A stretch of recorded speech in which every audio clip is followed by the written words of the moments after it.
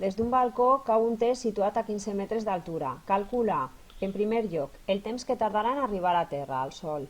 En segon lloc, la velocitat amb la qual xocarà contra el sol. Començarem, com sempre, fent un esquema del problema. Per tal d'estudiar qualsevol moviment, el primer que hem de fer és triar un sistema de referència. Com que pel que fa al moviment coincideix en la direcció de l'eix Y, farem coincidir aquest eix amb la direcció del moviment i a més situarem l'origen del sistema de referència a terra. Pel que fa al sentit positiu, triarem el sentit ascendent, com és habitual. Inicialment el test es troba a 15 metres, per tant escriurem com a I sub 0 la posició inicial. I pel que fa a la velocitat, com que el test cau i no és llançat, parteix amb una velocitat de 0 metres per segon. Finalment arribarà a terra, aleshores la seva posició final I serà igual a 0 metres. Conforme vaig passant el temps i el cos vaig baixant, la seva velocitat augmentarà en valor, aleshores durà un moviment rectilini uniformement accelerat, en el que l'acceleració és negativa per anar en sentit descendent i és igual a menys 9,8 metres per segon al quadrat.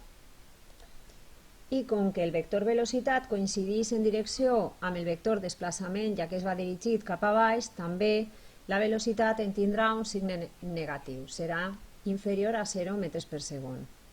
De manera que les dades són la posició inicial igual a 15 metres, el temps inicial el comptem a partir del moment en què comença a caure el test, la velocitat inicial ja hem vist que serà igual a 0 metres per segon i la posició final és igual a 0 metres. Les incògnites del problema són el temps que tarda en arribar al sol i la velocitat en què arriba al sol.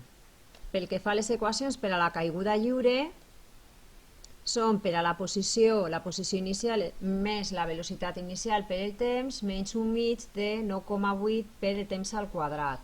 I pel que fa a la velocitat en el temps és igual a la velocitat inicial menys 9,8 per el temps.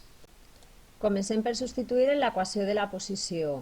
Pel que fa a la posició final és igual a 0 metres, aquesta posició I, i la posició inicial és igual a 15 metres, més la velocitat inicial que és 0 multiplicada pel temps, menys un mig de l'acceleració que són 9,8 per el temps elevat al quadrat.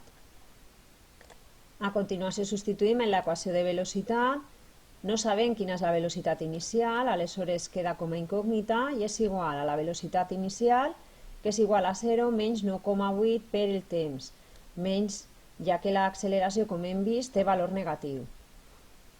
Continuem en l'equació de la posició i aquesta queda com a 0 igual a 15 menys 4,9, que és el resultat de dividir 9,8 entre 2, aquesta operació per el temps elevat al quadrat. Passem el menys 4,9 t quadrat a l'altre costat, que passarà sumant i quedarà igualat a 15. A partir d'aquesta equació podem calcular el temps.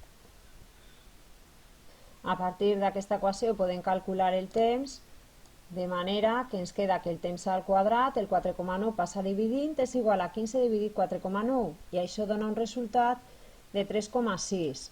Treguem l'arrel al quadrat i el temps que tarda en arribar a terra és de 1,75 segons. A continuació podem substituir aquest temps en l'equació de velocitat. Continuem ací baix i tenim que aquesta velocitat, que és igual a menys 9,8 per el temps, 1,75, serà igual a menys 15,15 metres per segon. Com ja havíem comentat abans, aquesta velocitat serà negativa ja que va en sentit descendent. De manera que els resultats del problema, pel que fa al temps que tarda en arribar al sol, és de 1,75 segons i pel que fa a la velocitat és de menys de 7,15 metres per segon.